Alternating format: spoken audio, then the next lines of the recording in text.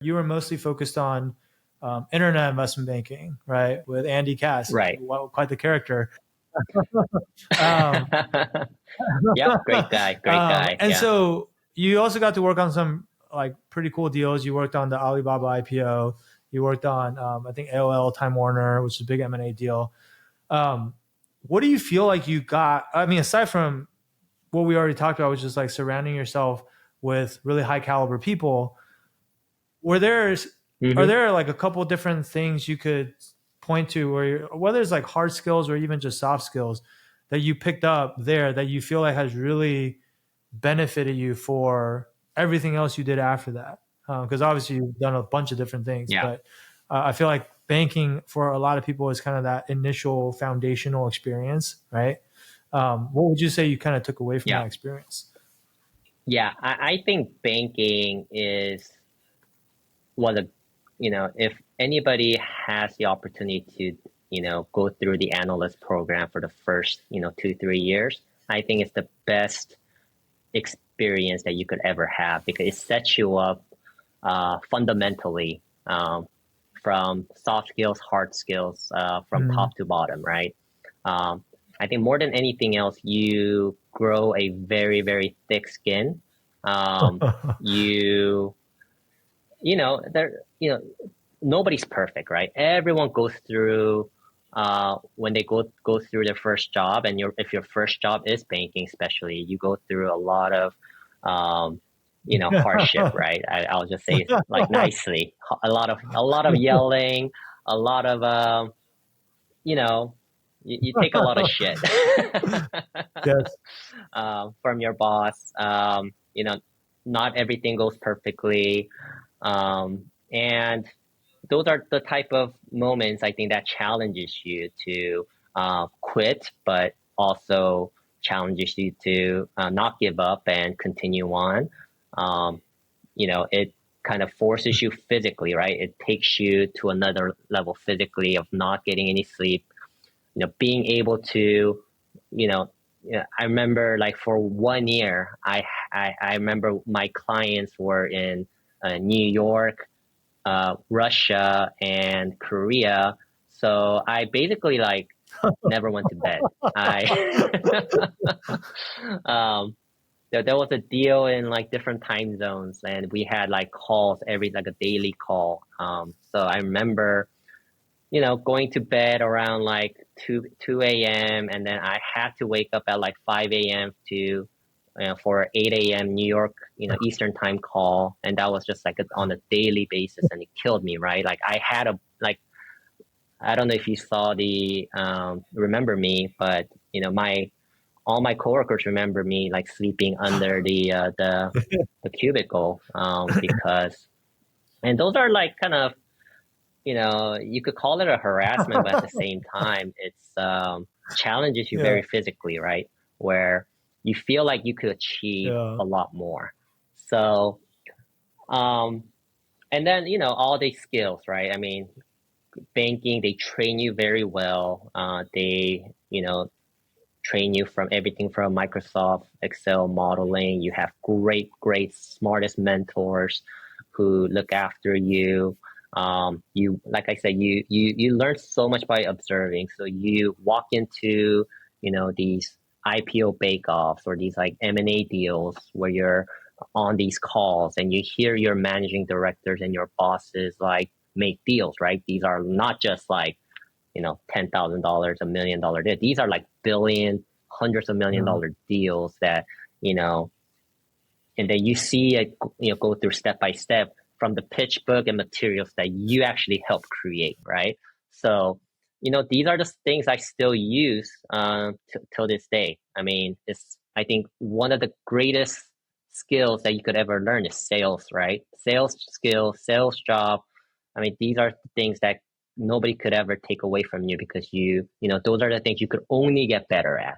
So I think those are the skill sets that I've learned back in the days, and I still, carry on till for sure. today. That's awesome. And then obviously I know, you got inspired by the really young CEO, which kind of made you want to, go out and maybe try something more entrepreneurial. But I also feel Hmm. like if we kind of talk to your mindset at the time, because I feel like a lot of people, once they enter banking and you're making this really high salary plus bonus, especially for your age, and it's pretty stable, right? Like for the most part, I mean, sure, in like a recession, maybe you might lose your job, but like for the most part, it's pretty good stability, especially compared to maybe like working at a hedge fund or some of these other high finance jobs, right?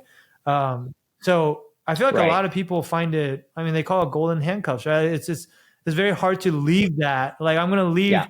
I don't know what I don't remember. This is so long ago. I don't remember what associates back then were getting paid. But nowadays, if you're an associate, you're making I don't know 350, 400 Yeah. plus. And you might be 25, 26 years old. Like it's more money than you could possibly need. And then leaving that to go start your own business, obviously you guys end up doing pretty well, but you don't know that before you start the business. And a lot of people, I think, kind of get stuck on like just taking that leap because, like, what if I become homeless or whatever is like the thought in your head, right? Did that ever Right. go through your mind as you were making that decision? Like, were you scared or were you just like, no, I'm just going to do this? Like, I mean, I think when you're young, I don't think that doesn't really cross your mind because I think when your first job is banking, I think the arrogance of that young arrogance, young pride, right? It's just like young ego is there. So you feel like you're on the top, on top of the world, being able to get any job you want, um, be able to do what other people are doing because I don't know. I just think you just had that crazy confidence that only youth could, your young self could probably ever have. So I remember my boss. I was on the car with my one of the managing directors driving back from one of the deals, and I asked him the same question, like, what made you stay till MD? And he said, you know, banking uh, is the job where you can make the most amount of money by with the least mm, amount of risk. And of course, like he had the opportunity to go to buy side and go elsewhere, but he said the hardest thing about Wall Street is like, you could only come in. There's only a number of bulge bracket mm, banks out there, and that number won't really yeah, change, right? Like there's a lot of history behind these banks. So getting into one of those banks is one of the hardest things you could ever do. And but sell side banking, sell side it's relatively you are a middleman between your clients, right? So it is relatively uh, you know safe. But if you go to the buy side, then everything changes, right? It depends on how well the fund does or how well you perform. Um, with only a number of banks, there's enough deals in the world so that you yeah. probably could survive. So yeah, so I think coming back, I mean, when I went out to the world and I failed a few, startups, I actually thought about, man, perhaps I should come back to banking. I almost made that choice of coming back to banking later because I, I mean, that paycheck is nice. You it miss it when you don't grew. have it.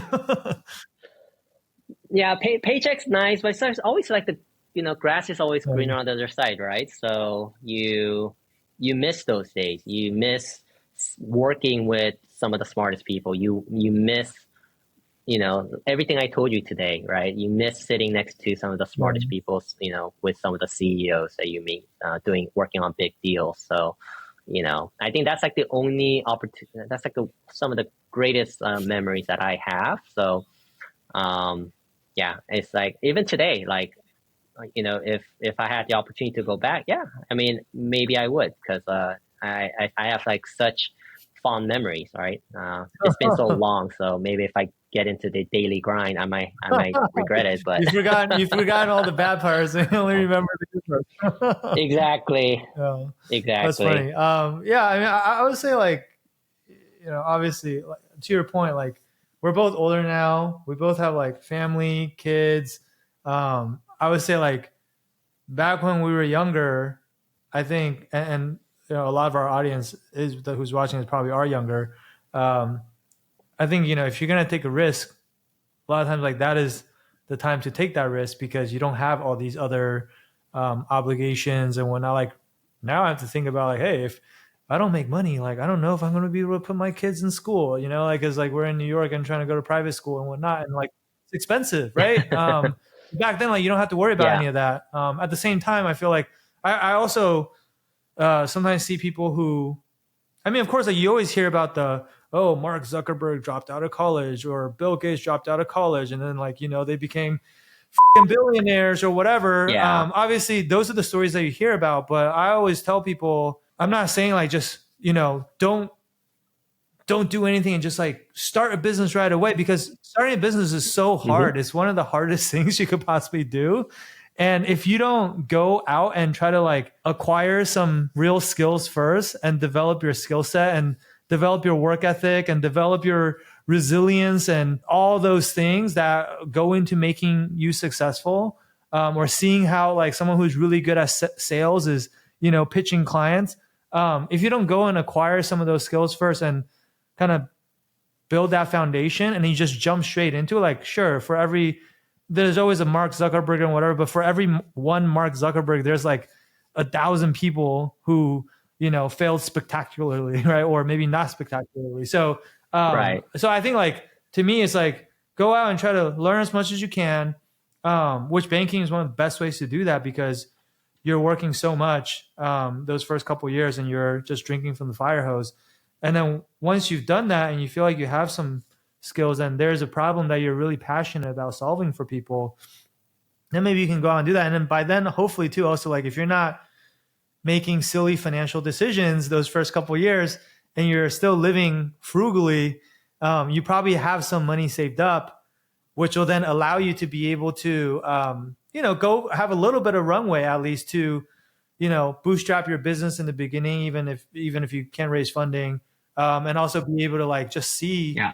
where it goes. Like sometimes it's going to take multiple iterations before you find a product market fit, and you just like having that runway is going to allow you to make better decisions. Because I always tell people like sometimes it depends on if you want to optimize for a short term versus a long term, right? Like sometimes like if you're just worried about how do I make $1 tomorrow so that I can put food on the table, you might not be making the best decision that's actually going to help your company succeed in the long run because, you know, maybe you're just, I don't know, like charging the highest prices or vice versa or whatever. Right. But if you can optimize for a long term because Right. you are not so worried about, oh, I need to make ends meet or whatever. And this is probably why people raise money, by the way, a lot of times. But there's pros and cons to doing that. Then like, anyway, you want to, set yourself up for success as much as possible by checking off some of these boxes first. And then while you're still young enough and still have the luxury to take a lot of these risks, like go out and take those risks because you only live once. Right. And, you know, like, I mean, everyone has a different risk tolerance, but I really think that the people that never take any risks, like it's almost impossible to have like a outsized, you know, return or outcome or whatever, because that's just not how life works. Right. Right. Life works very mysteriously. So I think, funny thing enough is that I think when I graduated, banking might have been a mistake because, you know, that was the year when I was graduating was when Facebook was hiring like Oh, crazy. So most people, I know a lot of people who couldn't get a job in banking, consulting, you know, they went and oh worked at God. Facebook and now they're retired and they're living the life. So it's just like, you know, life works very mysteriously. Yeah, that's funny. I'm also think. I mean, shoot, we know someone who was at Facebook and then came to Deutsche. This the opposite. Exactly. Yeah. So it could also work the other way. But no, you're right. Like that was the time. That was when Facebook was just Hmm. starting to. They were like such a brand new startup. Right. So yeah, I mean, I think, But that would have been the big risk. That would have been the big risk back then. Is like if you had a Facebook offer and you had a banking offer and you took the Facebook offer, it's like an unknown right, startup. It's not like what we know today as Meta, right? right, right. You know, I think, you know, my one advice is that you got to have a holistic view, a long-term view of your life. And it's not always about the next paycheck or what's going to give you a bigger paycheck, especially in the early part of your life, in your early 20s. You know, if you, yes, like the money was great at that age when you're in your early 20s. In the grand scheme of things, it is still a small income compared to like what a lot of other people are making now, right?